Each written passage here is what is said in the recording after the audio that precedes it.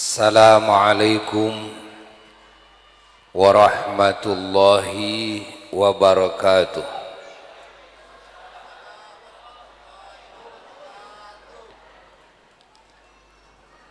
Alhamdulillah wa afdhalus salati wa atammut taslimi ala sayyidina wa nabiyyina wa habibina wa syafi'ina wa maulana Muhammad wa ala alihi wa sahbihi wa mawalah wa la hawla wa la quwwata illa billah amma ba'du. Fa ya ibadallah usikum khususan usi nafsi bitaqwallah faqad fazal muttaqun. Qala Allah tabaraka wa ta'ala fil Qur'anil Karim, a'udzu billahi minasy syaithanir rajim. Bismillahirrahmanirrahim. Subhanalladzi asra bi'abdihi laylam minal masjidil harami ilal masjidil aqsa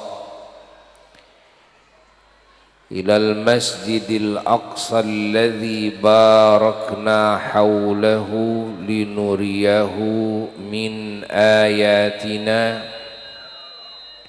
innahu huwas sami'ul basir. Sadaqallahul aliyyul azim.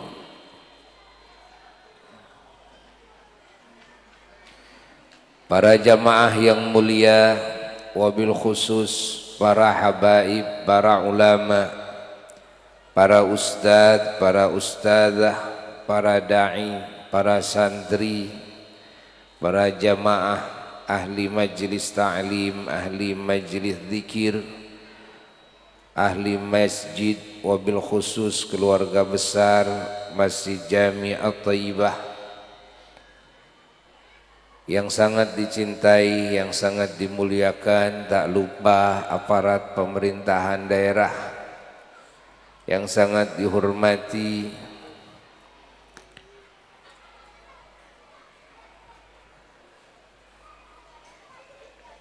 dan semuanya sangat didoakan semoga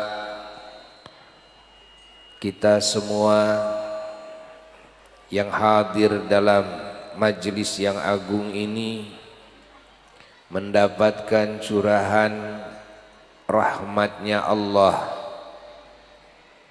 barakah dari Allah, maghfirah Allah, dan juga curahan nikmat dan rizki dari Allah. Semoga doa-doa kita yang baik di sisi Allah dikabulkan oleh Allah, dan mudah-mudahan hadir kita dalam majlis ilmu mendapatkan ilmu yang manfaat dan barakah. Ilmu yang manfaat, yang barakah ini yang menjadi sebab hati kita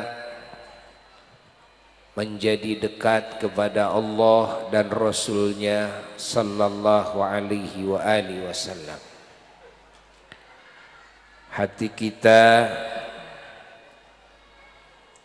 menjadi berakhlak mulia dan menjadi suci dan sehat dari semua sifat-sifat dan akhlak-akhlak yang tercela.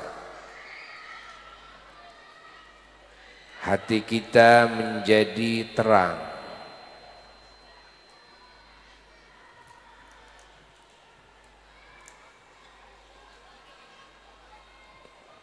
Hati kita menjadi cinta dan ta'zim dan yakin kepada Allah dan kepada Rasulnya Sayyiduna wa Maulana Muhammad sallallahu alaihi wa alihi wasallam, dan kepada segala hal yang wajib diyakini dan yang wajib dicintai, yang wajib diagungkan. Hati kita menjadi tunduk taat kepada Allah dan Rasulnya sallallahu alaihi wasallam. Hati kita menjadi penuh kerinduan kepada Allah dan Rasulnya sallallahu alaihi wasallam.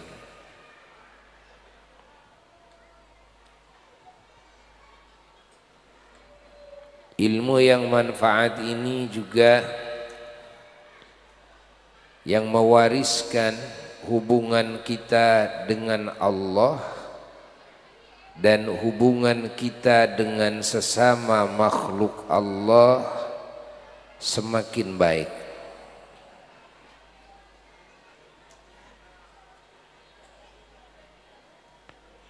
Ilmu yang manfaat juga yang mewariskan hati kita semakin merasa menjadi makhluk yang paling hina, yang paling durhaka, yang paling kotor di antara semua ciptaan Allah. Hati kita semakin tawadhu.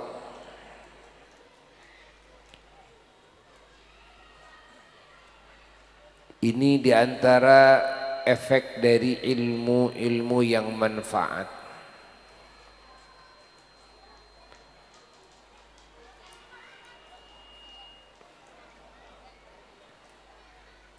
Para jamaah yang mulia,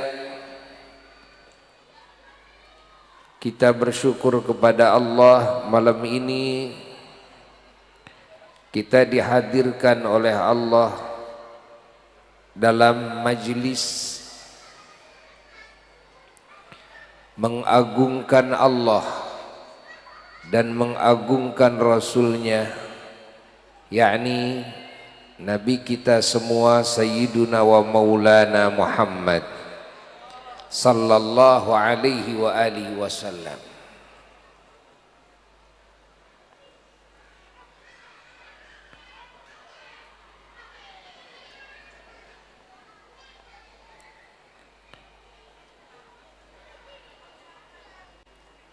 Makna mengagungkan ada dua.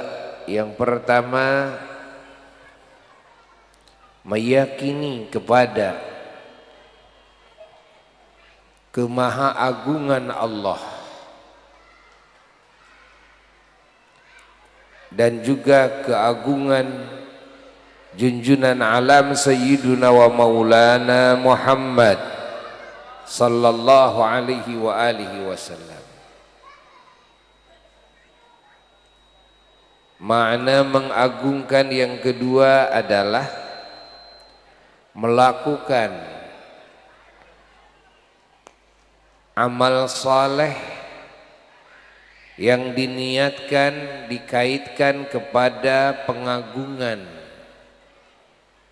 kepada Allah dan kepada baginda junjunan alam Sayyiduna wa Maulana Muhammad sallallahu alaihi wasallam. Seperti halnya kita mengadakan acara yang agung ini, kita baca sholawat, kita baca Quran, kita baca pujian-pujian dan amal-amal saleh lainnya termasuk sedekah. Kita niatkan semua amal yang kita amalkan ini demi mengagungkan Allah dan mengagungkan Nabi kita Sayyiduna wa Maulana Muhammad sallallahu alaihi wa alihi wasallam. Para jamaah yang mulia, bahwasanya Allah dan Nabi kita Sayyiduna wa Maulana Muhammad sallallahu alaihi wasallam adalah dua nama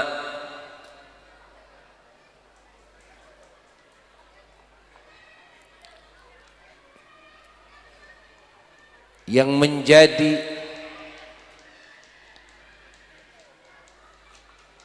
kunci keselamatan, kunci kebahagiaan, kunci kemuliaan bagi siapapun yang menginginkannya, imma di dunia wa imma di alam barzakh wa imma di akhirat kelak. Kuncinya hanya ada pada dua nama yang agung.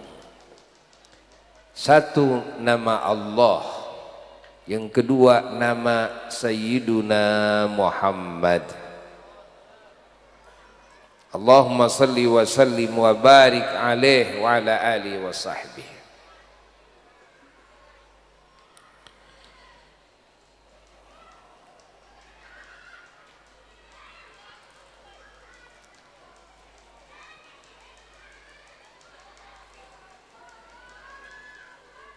Kalau kita menyebut nama Allah tanpa menyebut nama Muhammad sallallahu alaihi wa alihi wasallam, maka kita tidak akan bisa meraih apa yang kita inginkan daripada keselamatan, kebahagiaan, kemuliaan yang hakiki dan abadi. Maka harus disebut pula nama Muhammad sallallahu alaihi wasallam. Kenapa? Karena begitulah Allah menghendaki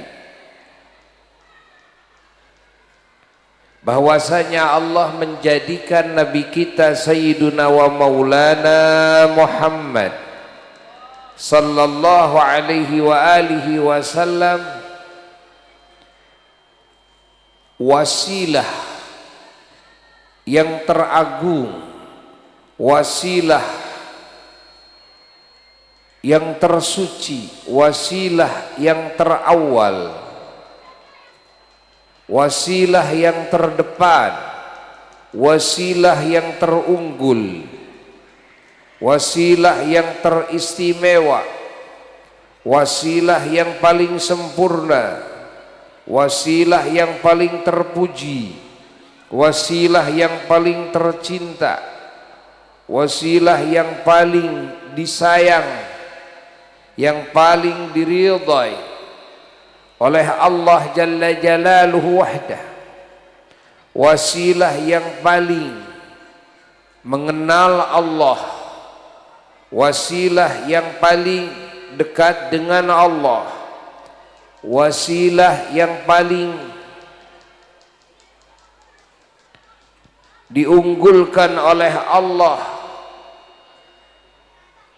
dalam segala sisi kebaikannya.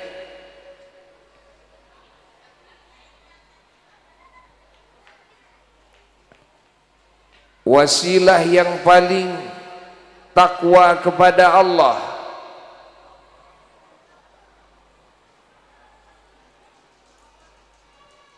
begitulah Allah memposisikan Nabi kita Sayyiduna wa Maulana Muhammad. Tolong ketika menyebut Nabi kita agar menyambut dengan salawat Sayyiduna Muhammad, Allahumma salli wa sallim wa barik alaihi wa ala alihi wa sahbihi.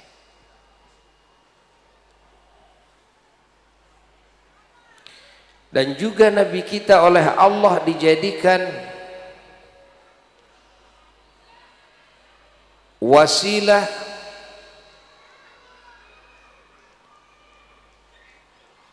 yang menyampaikan kasih sayang Allah ke seluruh ciptaan Allah.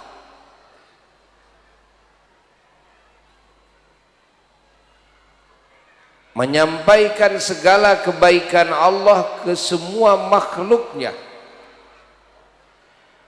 Dan juga Nabi kita Sayyiduna wa Maulana Muhammad sallallahu alaihi wasallam dijadikan wasilah oleh Allah,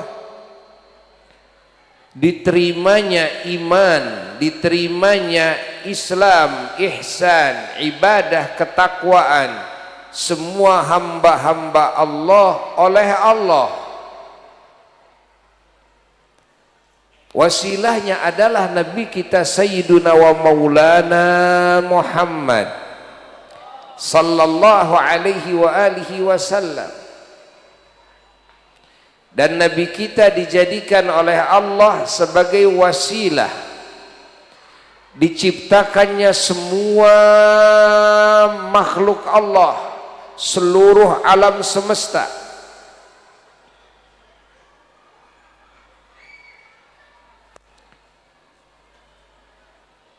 Beliaulah wasilahnya. Beliau adalah dijadikan wasilah oleh Allah Jalla Jalaluhu wahdah.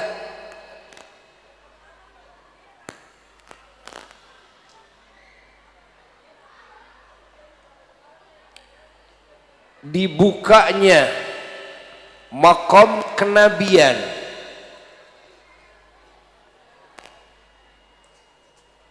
kepada semua para nabi yang 124.000 nabi, maka sang pembuka makom ini adalah baginda Kangjeng Nabi Muhammad sallallahu alaihi wa alihi wasallam.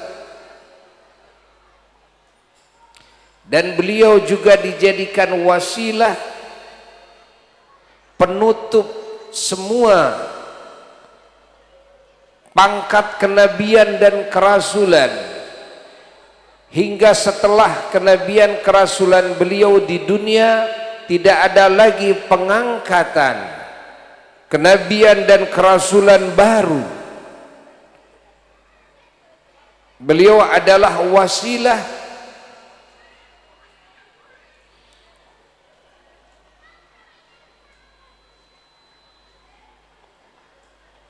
dibangkitkannya semua ahli barzah kelak yaumal qiyamah dari alam barzahnya, maka tidak ada yang dibangkitkan kecuali setelah dibangkitkannya Nabi kita Sayyiduna wa Maulana Muhammad sallallahu alaihi wa alihi wasallam. Beliau juga wasilah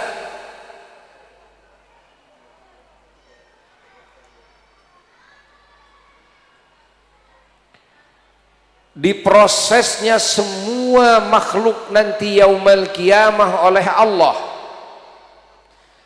setelah dibiarkan oleh Allah beribu-ribu tahun tidak diproses oleh Allah. Allah tidak menurunkan wahyu kepada siapapun. Allah tidak menginstruksikan apapun kepada siapapun. Dibiarkan semua ahli mahsyar beribu-ribu tahun. Maka makhluk yang pertama membuka berita acara proses seluruh makhluk adalah baginda Sayyiduna wa Maulana Muhammad. Beliaulah wasilah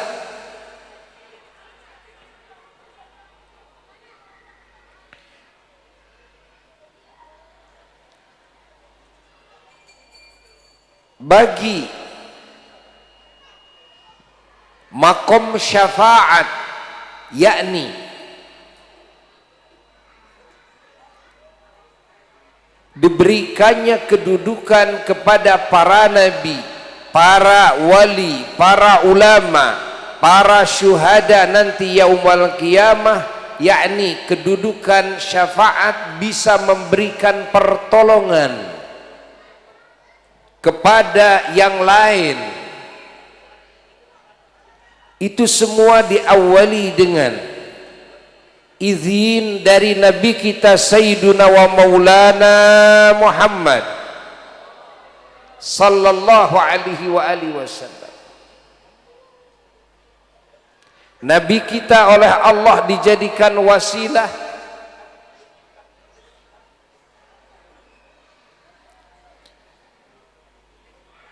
dilewatkannya semua manusia dan bangsa jin dan bangsa setan di atas siratal mustaqim, dan diprosesnya semua manusia dan bangsa jin kelak yaumal kiamah setelah dimulai oleh Nabi kita Sayyiduna wa Maulana Muhammad sallallahu alaihi wa alihi wasallam, dan setelah umatnya. Beliaulah Nabi kita Sayyiduna wa Maulana Muhammad sallallahu alaihi wasallam yang oleh Allah dijadikan wasilah semua ahli surga bisa masuk surga,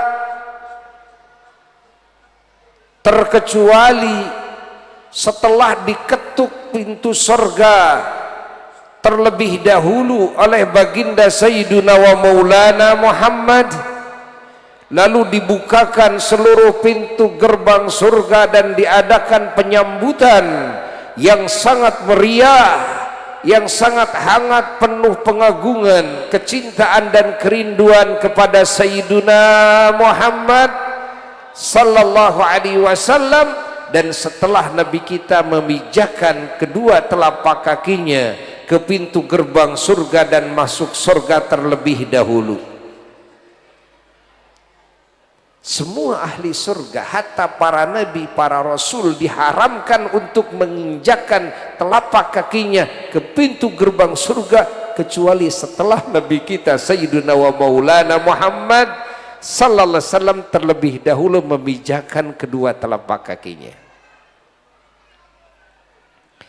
Beliaulah wasilah semua ahli surga kelak ketika sudah masuk surga bisa menerima segala nikmat surgawi, semua dimulai oleh baginda Sayyiduna wa Maulana Muhammad. Beliau adalah wasilah di mana semua ahli surga, hatta para nabi, para rasul dan para malaikat, tidak ada yang bisa melihat zat Allah kecuali setelah terlebih dahulu dimulai oleh Sayyiduna wa Maulana Muhammad. Allahumma salli wa sallim wa barik alaihi wa ala alihi wa sahbihi. Kita umat Islam, hamba-hamba Allah, umat Kangjeng Nabi Muhammad sallallahu alaihi wa alihi wasallam wajib mengenal keagungan Nabi kita sendiri dan keunggulannya di atas seluruh nabi dan seluruh rasul yang lain, bahkan di atas semua ciptaan Allah di alam semesta ini.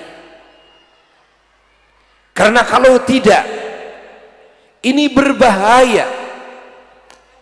Iman kita bisa rusak kalau menganggap bahwa nabi kita kedudukannya sama dengan nabi-nabi yang lain. Lah, tidak.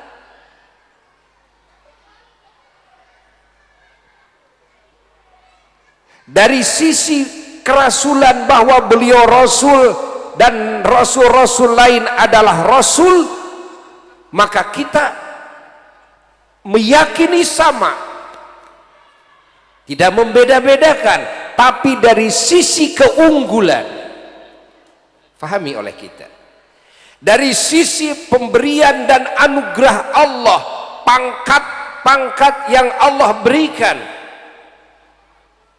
kepada Nabi kita Sayyiduna wa Maulana Muhammad sallallahu alaihi wa alihi wasallam, maka kita wajib meyakini tidak ada nabi, tidak ada rasul, bahkan tidak ada makhluk Allah yang paling banyak dikaruniainya oleh Allah, terkecuali Kangjeng Nabi Muhammad.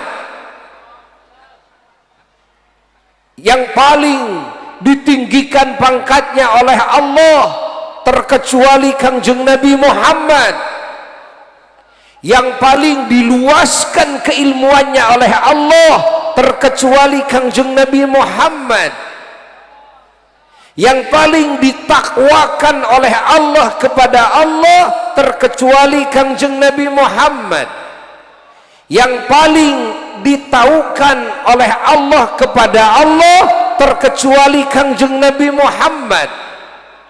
Dan malam ini kita umat Islam, bahkan semua umat Islam, setiap bulan Rajab khususnya, dan juga kadang sampai bulan Sya'ban, kadang di momen-momen bulan-bulan lain, kita mengingat peringatan diisrakan dan dimi'rajkannya Kangjeng Nabi besar Muhammad sallallahu alaihi wasallam, yang mana diisrakan dan dimi'rajkan Nabi kita adalah bukti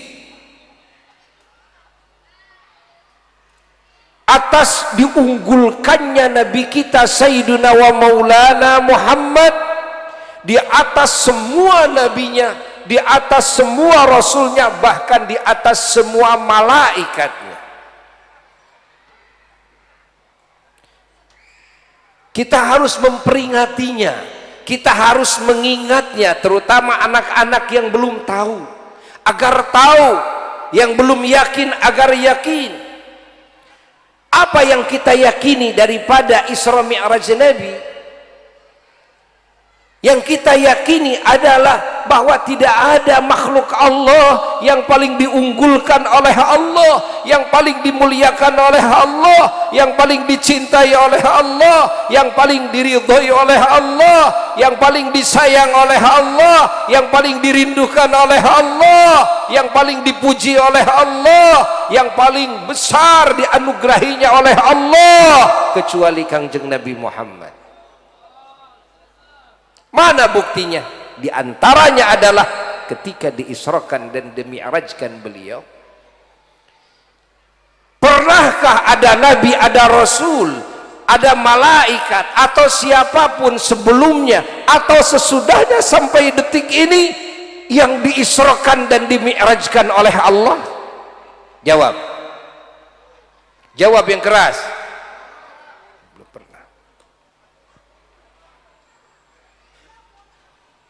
Apa sih diisrakan dan dimi'rajkan itu? Banyak di antara kita yang salah memaknai, seolah Isra Mi'raj hal yang biasa, seolah Isra Mi'raj tidak ada nilai. Pada akhirnya cuek kepada Kangjeng Nabi Muhammad sallallahu alaihi wasallam. Tidak ada rasa ta'zim, tidak ada keyakinan bahwa beliau dengan diisrakan dan dimi'rajkannya oleh Allah justru mengungguli semua ciptaan Allah. Kenapa? Karena tidak faham kepada apa sih arti daripada diisrakan dan dimi'rajkan itu. Maka umat Islam perlu difahamkan, kumpulkan umat Islam, fahamkan umat Islam, agar umat Islam yakin seyakin-yakinnya, dan agar umat Islam punya kebanggaan tersendiri yang tidak dimiliki oleh umat para rasul manapun. Ketika dijadikan umat seorang nabi yang pangkatnya paling ditinggikan, yang dalam segala sisi kebaikannya paling diunggulkan, ini menjadi kebahagiaan dan kebanggaan kita sebagai umat Kangjeng Nabi Muhammad. Allahumma salli wa sallim wa barik alaihi wa ala alihi wa sahbihi. Para jamaah sekalian, umat Islam diisrakan dan dimi'rajkan itu maknanya adalah bahwa Nabi kita semua oleh Allah diundang dengan undangan yang sangat sakral, undangan yang penuh dengan pengagungan dari Allah, undangan yang penuh dengan kecintaan Allah Rabbul Alamin, undangan yang penuh dengan kasih sayang dan keridhaan Allah, undangan yang penuh dengan kerinduan Allah, yang undangan ini ditujukan hanya kepada satu ciptaannya, tidak ada duanya. Allah mengadakan acara pertemuan antara hanya satu ciptaannya dengan Allah. Tidak ada ciptaan yang lain yang diikut sertakan untuk bertemu dengan Allah, yang diikut sertakan untuk bisa melihat zat Allah, yang diikut sertakan untuk bisa mendengar firman Allah, yang diikut sertakan untuk menerima curahan-curahan anugerah dari Allah, yang diikut sertakan untuk masuk ke satu alam, ke satu tempat yang teristimewa setelah Sidratul Muntaha. Hatta malaikat Jibril pun tidak bisa masuk ke dalamnya. Malaikat Jibril hanya menunggu di ujung batas Sidratul Muntaha. Bayangkan, siapa malaikat Jibril? Malaikat Jibril, ulama mengatakan, adalah pemimpin semua malaikat, panglima tertinggi semua malaikat. Malaikat Jibril di malam itu hanya ditugaskan oleh Allah sebagai tim penjemputan dan pendampingan, itu pun tidak tuntas, hanya sampai batas Sidratul Muntaha.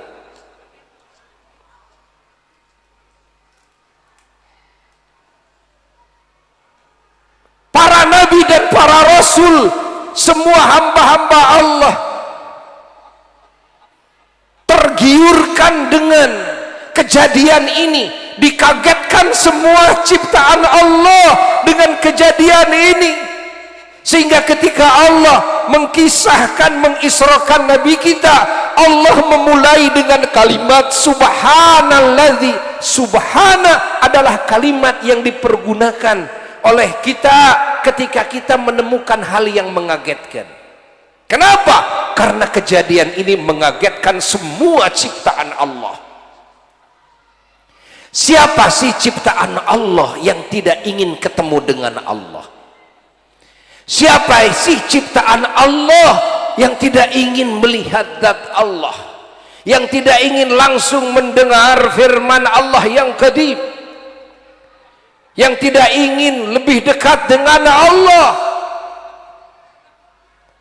Sehingga para nabi dan para rasul alaihissalatu wassalam, bahkan para ulama mengatakan, semua arwah para wali, arwah para ulama, arwah para syuhada, arwah para solihin, arwah mukminin mukminat, arwahnya dari alam barzakh keluar dari kuburannya menyambut kehadiran Sayyiduna wa Maulana Muhammad sallallahu alaihi wasallam di Masjidil Aqsa.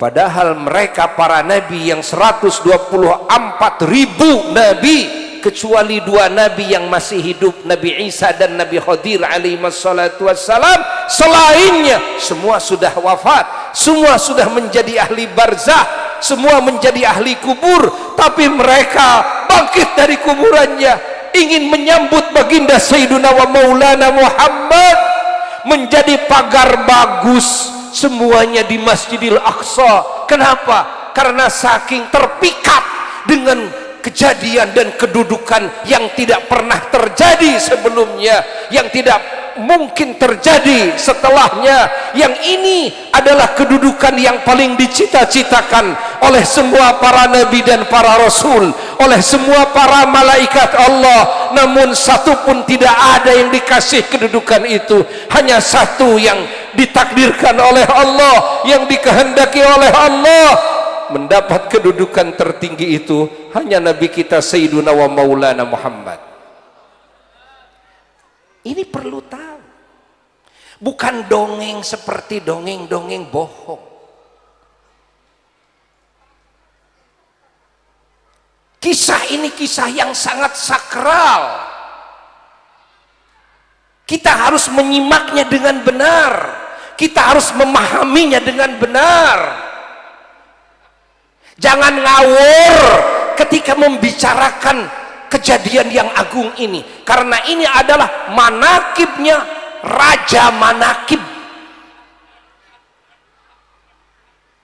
Tidak ada Raja Manakib kecuali manakibnya Kangjeng Nabi Muhammad sallallahu alaihi wa alihi wasallam. Apa manakib? Kata jamak dari manqobah. Apa manqobah? Cerita tentang kemuliaan, cerita tentang keterpujian, cerita tentang keistimewaan, cerita tentang keunggulan, cerita tentang keagungan. Siapa sih ciptaan Allah hatta malaikat yang dalam sejarah hidupnya punya manakib seperti Nabi kita? Nggak ada. Bahwa cerita tentang diisrokan dan dimi'rajkan Nabi sallallahu alaihi wasallam adalah rajanya manakib.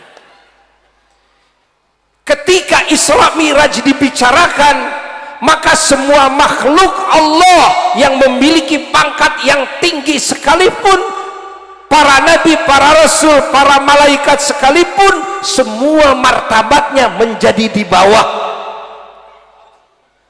Semua martabatnya menjadi di bawah ketika dibandingkan dengan manakib diisrokan dan dimi'rajkannya Nabi kita Sayyiduna wa Maulana Muhammad sallallahu alaihi wa alihi wasallam. Ini harus diyakini oleh kita. Ini perlunya kita ngumpul agar tahu, agar sempurna keyakinan kita. Bukankah para ulama ahlu sunnah wal jamaah mengatakan tidak sempurna imannya seseorang kecuali dalam hatinya meyakini dulu bahwa tidak ada ciptaan Allah yang paling mulia di sisi Allah kecuali Kangjeng Nabi Muhammad. Ini tidak bisa keyakinan dibentuk begitu saja dalam hati kepada Nabi kita, kecuali kita harus tahu dulu mana sisi keunggulan Nabi kita itu. Harus dibuka sisi keunggulannya. Agar apa? Agar benar-benar yakin, oh iya, bahwa Nabi saya adalah makhluk yang paling dimuliakan oleh Allah. Dari mana kamu tahu? Di antaranya dari manakib diisrokan dan dimi'rajkan beliau. Jelas tidak? Jelas tidak? Fahami oleh kita semua. Ini masalah Isra, ini masalah keyakinan. Kalau ragu kepada Isra ini kufur, orangnya kafir. Bayangkan, walaupun suka sholat, puasa dan sebagainya, bahaya ini. Ragu saja bahaya kepada Isra Nabi kita. Berbeda dengan kalau kita tidak merasa yakin bahwa diisrokan di bulan Rajab, tidak merasa yakin bahwa diisrokan malam 27 Rajab, itu tidak masalah. Itu masalah, itu tidak terlalu penting karena diikhtilafkan oleh para ulama.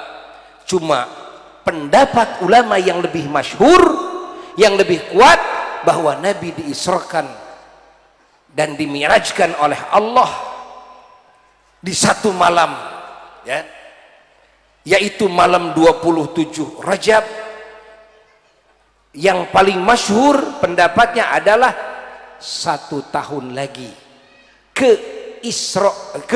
hijrahnya Nabi kita ke Madinah Al-Munawwarah.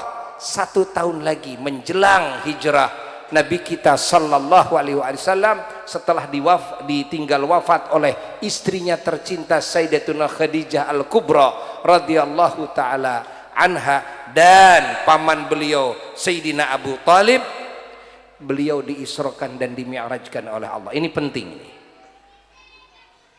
Ini penting ini. Fahami oleh kita semua.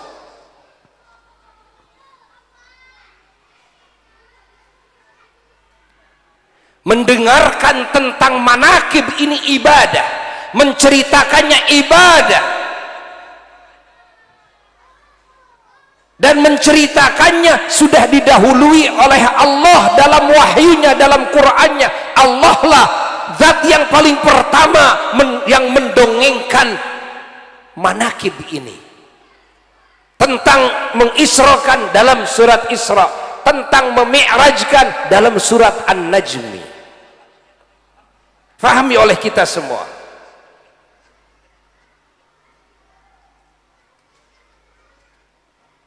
Jelas tidak ini? Jelas tidak ini? Jawab oleh semua, jelas tidak? Allah, ini cerita yang sakral. Bayangkan oleh kita, Allah Rabbul Alamin bikin acara undangan teragung, acara pertemuan teristimewa di alam yang teristimewa, di tempat yang teristimewa, yang semua nabi dan malaikat boro-boro bisa masuk, bisa tahu pun tidak. Pengetahuan semua malaikat, pengetahuan semua nabi dan rasul hanya sampai batas Sidratul Muntaha. Allah,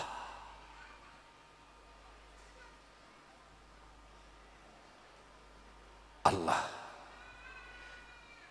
Allah. Semua nabi, semua rasul, semua malaikat, tidak ada yang dikasih anugerah oleh Allah bisa bertemu dengan Allah, bisa melihat zat Allah sebelum wafat. Gak ada. Syaratnya harus sudah mati dulu. Syaratnya nanti kelak yaumal kiamah, maka semua ahli surga akan dikasih rizki oleh Allah bisa memandang zat Allah. Semoga kita termasuk kelompok ini. Bagaimana yang bisa mendengar kepada firman Allah sebelum mati? Hanya Nabi Musa alaihissalatu wassalam yang ditakdirkan oleh Allah bisa mendengar firman Allah yang maha qadim, yang maha terdahulu. Tapi itu pun setelah perjuangan yang berat. Nabi Musa disuruh pertapa oleh Allah pertama-tama 30 malam. Dikira sudah selesai, enggak. Lalu ditambah lagi oleh Allah, harus meneruskan pertapanya, uzlahnya, mujasmedi secara khusus kepada Allah, tambah 10 malam lagi. Harus menyendiri di Gunung Tursina. Bukan di langit, di Gunung Tursina. Bukan di aras, di Gunung Tursina. Bukan di Sidratul Muntaha, di Gunung Tursina. Bukan di alam yang semua malaikat, semua nabi boro-boro bisa masuk, tahu pun tidak. Ini mah di Gunung Tursina yang binatang pun bisa menginjaknya. Manusia lalu lalang bisa. Buya juga udah beberapa kali ke sana. Gunung Tursina. Allah. Dengan syarat yang susah. Masya Allah. Meninggalkan kaumnya. Sehingga sabot Nabi kita sedang uzlah, kaumnya banyak yang murtad.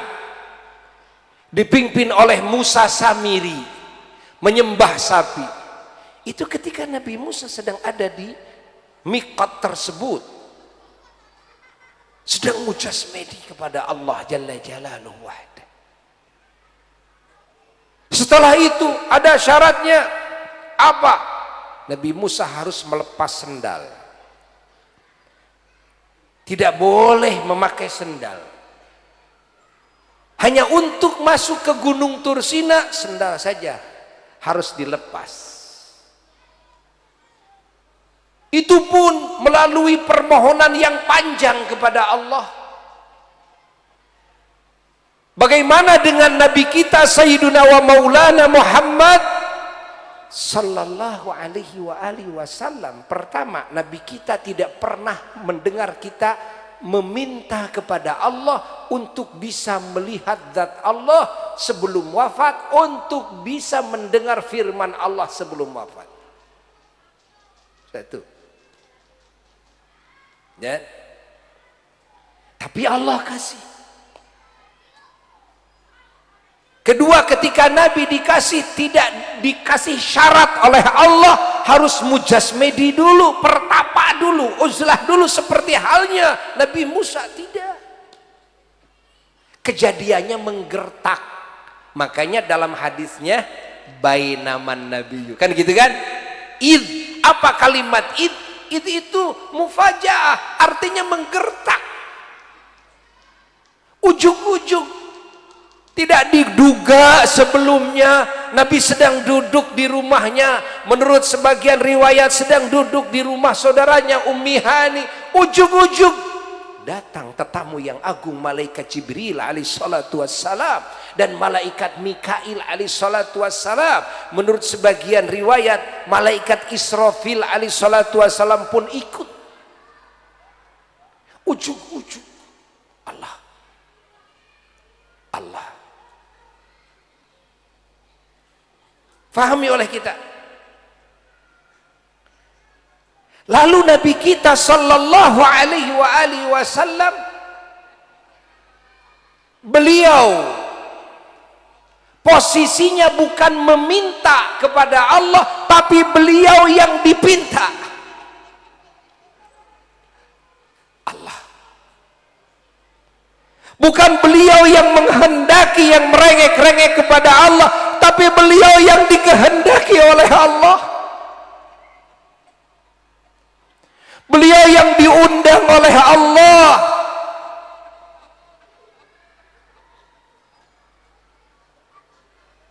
Fahami? Itu Gunung Tursina dilewati oleh Nabi waktu Isra. Nabi sholat dalam perjalanan Isra-nya di Madinah satu kali. Lalu di mana lagi? Di Madian satu kali, lalu di Gunung Tursina satu kali, lalu di Bethlehem tempat dilahirkannya Nabi Isa alaihissalatu wassalam satu kali, lalu di Masjidil Aqsa satu kali. Setelah itu Rasulullah sallallahu alaihi wasallam diangkat ke langit. Kenapa? Karena akan dipertemukannya bukan di dunia, bahkan akan dipertemukannya oleh Allah, bukan di langit. Allah sampai langit ketujuh, masih terus nembus langit ketujuh ke Sidratul Muntaha. Malaikat Jibril masih bisa mendampinginya sampai batas Sidratul Muntaha. Nabi kita ternyata tidak akan dipertemukan oleh Allah di Sidratul Muntaha. Allah. Lalu Nabi kita dipanggil oleh Allah dari Sidratul Muntaha ke satu alam, ke satu tempat yang sangat jauh, yang sangat sakral, yang sangat sekret, yang sangat rahasia, yang sangat suci, yang sangat istimewa. Yang alam itu, tempat itu ternyata diciptakan oleh Allah dari awal hanya untuk pertemuan kelak antara kekasih Allah Sayyiduna wa Maulana Muhammad sallallahu alaihi wasallam dengannya, yakni dengan Allah Jalla Jalaluhu wahda. Coba hayati oleh kita betapa agungnya Nabi kita Sayyiduna wa Maulana Muhammad sallallahu alaihi wasallam. Dan kita tidak pernah mendengar Allah menyuruh menaruh, melepas sendal Nabi kita. Enggak. Sehingga ada ulama yang mengatakan, diantaranya Imam Yusuf bin Ismail An-Nabhani radhiyallahu taala anhu, seorang muhaddis yang masyhur di muka bumi. Siapa yang tidak kenal Imam Yusuf bin Ismail An-Nabhani? Beliau termasuk ulama yang mengatakan bahwa Nabi kita Sayyiduna wa Maulana Muhammad sallallahu alaihi wasallam sampai ke arasnya Allah, ke keratonnya Allah, sendalnya tidak dilepas. Dan Allah tidak pernah menyuruh Nabi kita untuk melepas sendalnya. Allah. Sehingga sendalnya baginda Kangjeng Nabi Muhammad sallallahu alaihi wasallam ada di atas arasnya Allah, sementara arasnya Allah meliputi semua makhluknya Allah. Bayangkan. Sehingga banyak ulama yang mengambil barokah dari sendalnya Nabi, bahkan dibikin model foto sendal Nabi, itu kan ada banyak kan. Ini menunjukkan kepada jangankan kaki Nabi, sendalnya Nabi saja, Masya Allah, dipijakan di atas keratonnya Allah ketika Mi'raj. Allah, Nabi menembus semua alam, hatta menembus alam akhirat. Nabi masuk ke surga.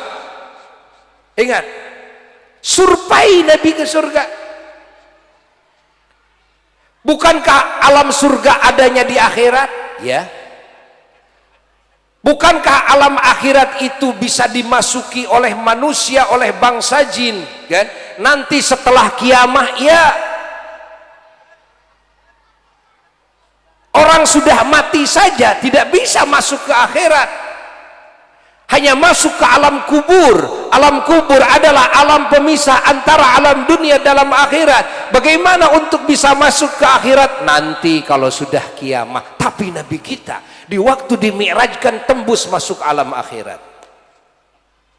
Allahumma salli wa sallim wa barik alaihi wa ala alihi wa sahbihi. Pahami oleh kita.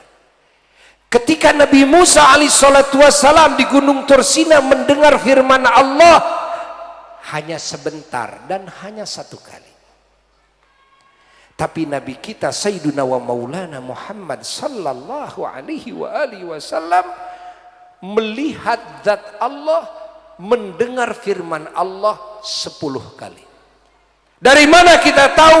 Dari riwayat Nabi bolak-balik antara langit ke-6 yang di situ ada Nabi Musa alaihissalatu wassalam dan makom munajat, makom pertemuan dengan Allah, itu 10 kali meminta keringanan kepada Allah dari perintah sholat yang tadinya 50 waktu menjadi 5 waktu. 10 kali pertemuan. Fahami oleh kita. Inilah keunggulan Nabi kita Sayyiduna wa Maulana Muhammad. Dan kita agar tahu bahwa perintahan sholat bukan di dunia perintahannya, bukan melalui malaikat Jibril alaihissalatu wassalam perintahannya, lah, tapi perintahan sholat satu-satunya perintahan yang oleh Allah dicetuskan perintahannya di makom pertemuan berdua. Di alam situ yang teragung, di tempat situ yang teristimewa, yang semua malaikat pun tidak ada yang tahu, semua rasul tidak ada yang tahu. Allah.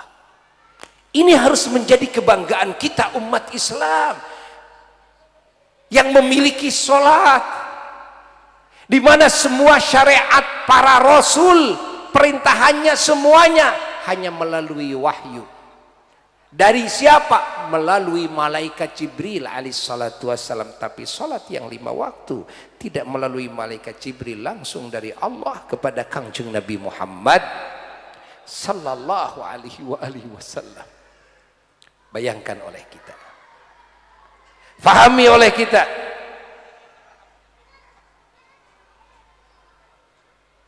Kita harus bangga menjadi umat seorang Nabi ketika Nabi berbicara tentang alam malakut, tentang surga, tentang neraka, tentang langit, tentang aras. Nabi kita satu-satunya Nabi, satu-satunya Rasul yang ketika membicarakan tentang alam itu, pembicaraannya atas pengetahuannya dan penglihatannya dan kesaksiannya langsung, bukan dari wahyu. Sementara semua Rasul ketika berbicara tentang alam akhirat, tentang surga, hanya sebatas mendengar dari wahyu. Catat oleh kita. Bangga kita, bangga tidak? Bangga tidak? Maka acara ini salah satu maknanya adalah tasyakur bin ni'mah, kita mensyukuri kepada Allah, syukur atas dijadikannya kita bagian daripada umat Nabi kita Kangjeng Nabi Muhammad.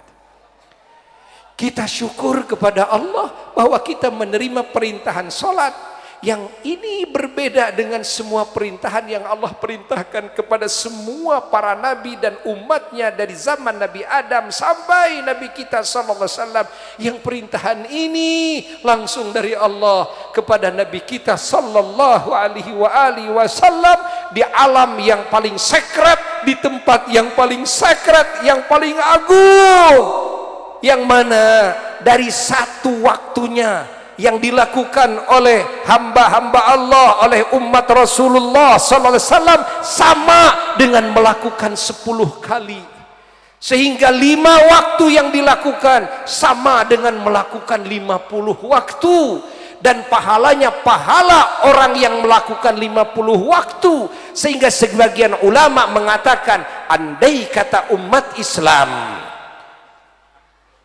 dia berlumuran dosa, asal melakukan salat yang 5 waktu, maka tetap dosanya akan terhapus. Andai kata umat Islam dia malas dalam melakukan amal soleh lainnya, sehingga sedikit amalnya, asal melakukan salat, maka tetap dia akan kaya dengan pahala. Maka amal yang diwasiatkan oleh Nabi sallallahu alaihi wasallam hatta di waktu sakaratul maut, kalimat terakhir yang Nabi ucapkan diantaranya apa? As-shalah, as-shalah, titip salat, titip salat, jaga salat, titip salat. Itu kalimat terakhir. Ini yang harus terus dijaga oleh kita, yang harus terus diamanahkan kepada keluarga kita, kepada murid-murid kita, kepada masyarakat kita. As-shalah, as-shalah. Ini kebanggaan kita, yang semua nabi, semua rasul, jangankan umatnya, tidak memiliki amalan yang perintahnya langsung dari Allah, kecuali melalui malaikat Jibril semuanya, kecuali hanyalah salat. Maka tidak heran kalau para nabi ingin menjadi umat Kangjeng Nabi Muhammad. Maka tidak heran Nabi Musa dalam riwayat hadis menangis kepada Allah ingin menjadi umat Nabi Muhammad sallallahu alaihi wasallam. Maka tidak heran Nabi Isa alaihissalatu wassalam dan Nabi Khadir akhirnya menjadi umat Kangjeng Nabi Muhammad sallallahu alaihi wasallam. Bayangkan oleh kita. Saking apa? Saking tingginya kedudukan, hebatnya anugerah dari Allah khusus bagi umat Kangjeng Nabi Muhammad sallallahu alaihi wasallam, karena saking cintanya Allah kepada Kangjeng Nabi Muhammad. Allahumma salli wa sallim wa barik alaihi wa ala alihi wa sahbihi. Faham tidak ini? Kahartos? Jelas? Eces? Ini masih panjang yang harus diungkap dari Isra Mi'raj, namun waktu yang sudah habis.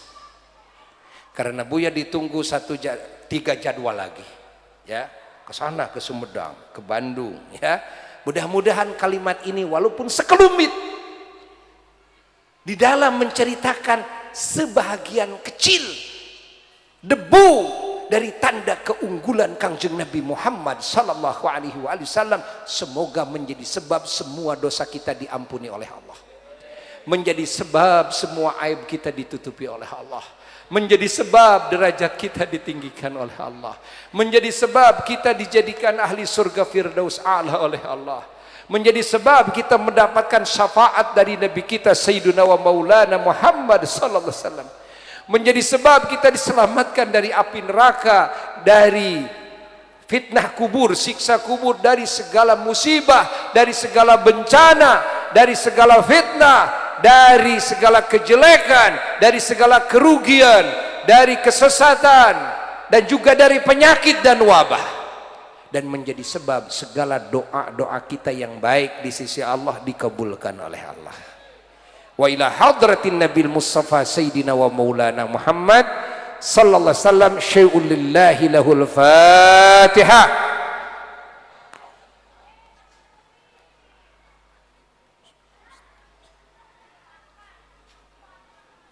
Amin. Para jamaah sekalian, sebelum Buya pulang dari majelis yang agung ini, mengundang kepada semuanya jamaah di sini, para habaib, para ulama, ya, dan para ahli majelis ta'lim, ahli masjid, untuk bisa menghadiri peringatan dan pengagungan Isra Mi'raj Rasulullah sallallahu alaihi wasallam yang akan diadakan pada tanggal 5 Maret pagi-pagi hari Minggu sampai duhur, pagi-pagi sampai duhur, yang tempatnya di pesantren di Sumedang, ya, Pondok Pesantren Asy-Syifa wal Mahmudiyah. Kalau dari sini tinggal masuk tol, keluar tol Pamulihan. Pamulihan itu di bawah pesantren, ya, tol Pamulihan Sumedang. Tapi usahakan hadirnya harus dari pagi, berhubung biasa yang hadir sangat banyak sekali, sehingga majelis walaupun 1 hektar luasnya majelis tersebut tetap tidak akan cukup setiap perkumpulan acara-acara besar, kan? Sehingga membludak ke jalan-jalan, membludak ke tanah-tanah perkampungan, begitu. Maka agar bisa kita hadir di majelis, supaya hadir lebih pagi, lebih awal, karena acara dimulai dari mulai jam 7 pagi pun juga sudah dimulai dengan pembacaan burdah, ya. Silahkan hadir semuanya, semoga panjang umur, disehatkan jasmani rohani, dilancarkan segala urusan, dilimpahi rizki yang hissi, yang ma'nawi. Semuanya ada dalam lindungan Allah, semuanya ada dalam jaminan Allah. Sekian dari Al-Faqir, wal afu minkum, wassalamu alaikum warahmatullahi wabarakatuh.